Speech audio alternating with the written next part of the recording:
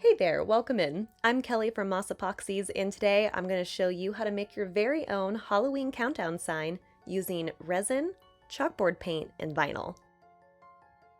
For this project, I'm using a black wooden panel I got on sale at my local craft store, but it did have some scratches and nicks, so I'm just repainting it with a regular black acrylic paint. I wanted to add some detail to the background of this piece, so I'm using my iPad with the Procreate app and my Apple Pencil to draw out some spider webs. I then load it into my Cricut and cut it out on vinyl.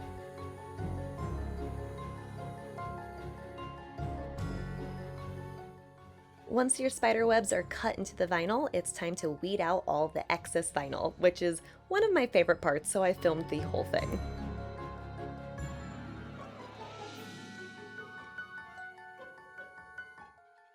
Let's add some transfer tape to our spiderweb sticker so we can easily adhere it to our panel. For this design, I wanted to cut off any excess transfer tape or vinyl backing just so I can get a precision placement on my actual panel. After taping half of the sticker onto the panel, I peeled off the backing of the other half, stuck on the sticker, took off the tape, peeled off the backing of the second half, and then pushed it into place. This way it was exactly where I wanted it to be. And now you can finally peel off that transfer tape and get ready to pour some epoxy. Since I'll be doing a lot of layers on this piece, I wanted to use Moss Epoxy's Tabletop Pro. It's a two-part system, 1-to-1 mix ratio. It has about a 30-minute working time, and you can recoat in about 2 to 4 hours. So it's great for doing multiple coats in one day, and you get a beautiful shine. For this first layer of epoxy, I slightly tinted it with black pigment. Now I know it looks opaque right here, but once we smooth it out, you'll be able to see that white spider web peeking through. In the long run, this is going to give us some really cool depth in the background. Once the bubbles were popped with a torch and the piece was fully cured, I sanded that layer with a 150 grit sponge sander and added another layer of epoxy. This time I just used clear. I wanted to add a bit more distance between the first spider web and the second spider web to come.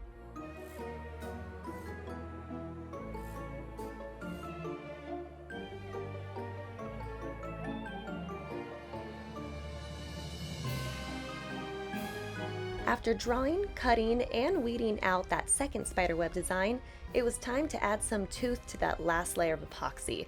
I used a sponge sander and a clean rag to just get off all the dust. When I was placing this spiderweb down, I knew I was in trouble. It just wasn't big enough to fill up the whole sign. So I used some masking tape and acrylic paint to make those lines actually reach the edge of the sign.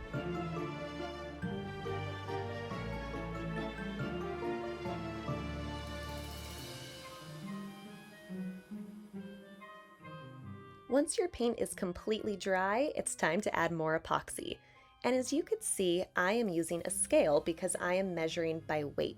And if you've never done that before, you should definitely check out our video titled How to Calculate Epoxy Resin, where we walk you through exactly how to measure out your epoxy resin so you have the perfect mix every single time.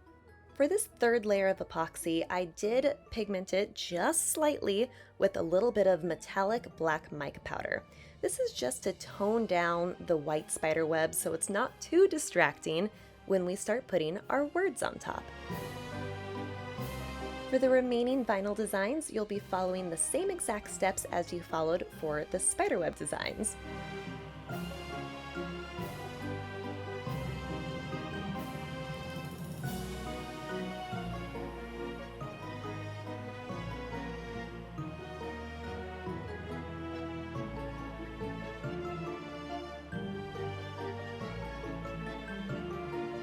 After your vinyl has been placed, it's time to add the last layer of Moss Epoxy's Tabletop Pro.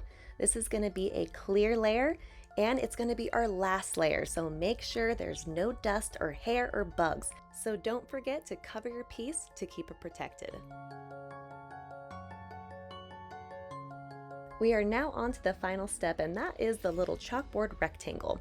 I used a regular piece of paper a popsicle stick as a straight edge, and a pencil to make that little border, and then taped it off with some masking tape.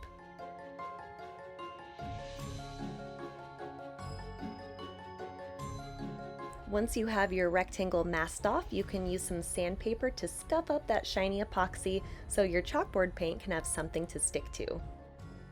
For this specific chalkboard paint, it's set to do 2 coats, with one coat being vertical and then the other coat being horizontal. I ended up doing 4 coats, and I did switch off between vertical and horizontal layers. Once you painted that little rectangle, you can take off that tape, which is so stinking satisfying, and let it dry for about 24 hours. As with many types of chalkboard paint, they want you to prime the surface with chalk before your first use, and that's what I did, and it worked perfectly. Even though this specific sign was made for a countdown to Halloween, I'm curious what holiday you would want to make a sign for. Let us know in the comments below.